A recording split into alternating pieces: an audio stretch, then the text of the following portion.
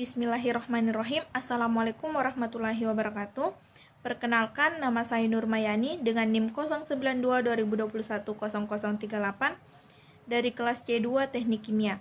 Saya membuat video ini untuk mata kuliah Utilitas 1, di mana dalam video ini saya akan membahas dua materi, yaitu yang pertama ada cooling tower atau menara pendingin dan unit penyedia udara bertekanan. Baik, yang pertama kita akan membahas tentang apa sih cooling tower itu. Cooling tower adalah alat penghilang panas yang digunakan untuk memindahkan kalor ke udara. Cooling tower bekerja dengan cara mengontakkan air dengan udara dan menguapkan sebagian air tersebut. Adapun fungsi dari cooling tower yaitu untuk memproses air yang panas menjadi air dingin untuk digunakan kembali dalam dunia industri atau dapat juga dan bisa dirotasikan. Dalam alat cooling tower ada beberapa komponen atau bagian di dalamnya. Yang pertama ada rumah menara pendingin atau casing, di mana casing merupakan tempat di mana semua komponen pada cooling tower ditempatkan. Casing pada menara pendingin ini harus tahan terhadap cuaca yang ekstrim dan harus mempunyai daya hidup yang lama sampai bertahun-tahun.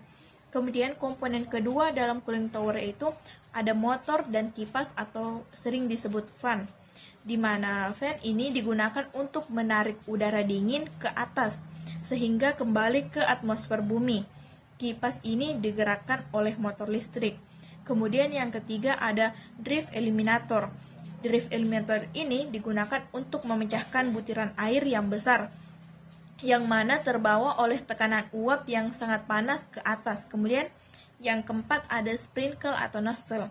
Nozzle ini digunakan untuk menyemprotkan air yang panas yang sudah digunakan untuk mendinginkan mesin secara merata ke film material dengan tujuan agar perpindahan panas kalor pada air dapat berjalan dengan efisien.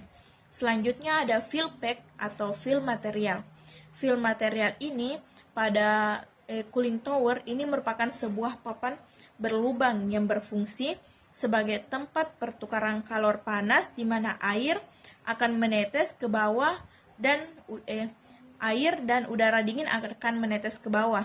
Kemudian ada lubang udara atau air inlet, digunakan sebagai tempat masuknya udara ke dalam cooling tower yang dihisap oleh kipas sebagai media pendingin. Kemudian yang terakhir ada penampungan air. Penampungan air atau SOM ini digunakan untuk menampung air sementara yang sudah didinginkan melalui proses perpindahan kalor. Air tersebut nantinya akan dialirkan kembali ke kondensor.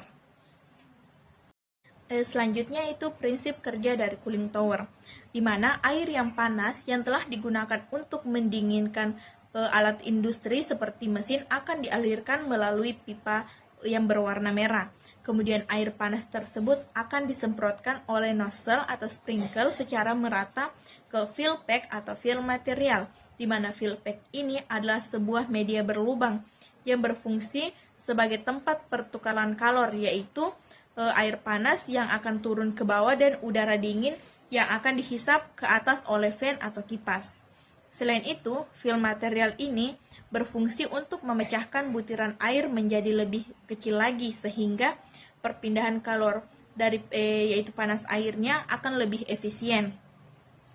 Kemudian udara tersebut akan dihisap ke atas oleh kipas dan menuju ke drift eliminator, di mana drift eliminator ini berfungsi untuk memecahkan butiran air yang terbawa ke atas dikarenakan daya hisap kipas yang sangat besar. Maka dari itu, udara panas tersebut akan naik ke atas dan keluar dari cooling tower. Sementara itu, air yang sudah melalui film material tersebut akan turun ke bawah dan menuju ke SAM, di mana SAM adalah tempat penampungan air, tempat penampungan air sementara. Air yang sudah didinginkan ini kemudian akan dipompa ke bak penampungan dan digunakan kembali untuk pendingin mesin produksi. Baik, materi selanjutnya yaitu unit penyedia udara bertekanan. Sebelum mempelajari lebih lanjut tentang unit penyedia udara bertekanan, kita harus tahu dulu tentang udara bertekanan atau udara tekan itu apa. Udara bertekanan adalah udara yang disimpan di bawah tekanan tertentu yang lebih besar dari atmosfer. Udara bertekanan merupakan salah satu cara mengkonversi energi dengan cara memanfaatkan udara di sekitar untuk berbagai keperluan manusia. Udara bertekanan sebagian besar juga digunakan untuk udara instrumen, salah satunya dalam dunia industri, di mana udara tekanan ini digunakan untuk memindahkan partikel padat dari satu tempat ke tempat yang lain, misalkan untuk memindahkan semen, tepung, batu bara, ataupun pasir dan alat industri lainnya. Komponen penyedia udara bertekanan ini ada banyak sekali, salah satunya adalah kompresor dan tangki udara, di mana kompresor ini alat yang paling sering ditemukan dalam kehidupan sehari-hari kita, di mana kompresor digunakan untuk mengisi ban kendaraan. Kemudian tangki udara. Tangki udara digunakan untuk menyediakan kapasitas lonjakan untuk memenuhi kebutuhan proses puncak dan meminimalkan perubahan tekanan sistem selama periode permintaan puncak. Tangki ini juga berfungsi sebagai pendingin. Yang terakhir yaitu tentang instalasi penyedia udara bertekanan. Pada instalasi penyedia udara bertekanan, udara yang dihisap kompresor disimpan dan dimanfaatkan dalam tangki udara. Kemudian keluaran tangki udara ini dihubungkan ke saluran pembuangan air dan akumulator udara. Keluaran akumulator udara ada yang dihubungkan untuk pemakaian non-pneumatik dan pneumatik. Untuk pemakaian pneumatik dipasangkan air service unit sebelum udara didistribusikan ke komponen-komponen pneumatik yang lain.